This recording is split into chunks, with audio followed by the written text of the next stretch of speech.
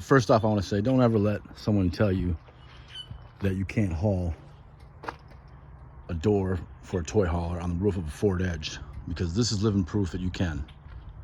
10-hour drive. I went to go get this.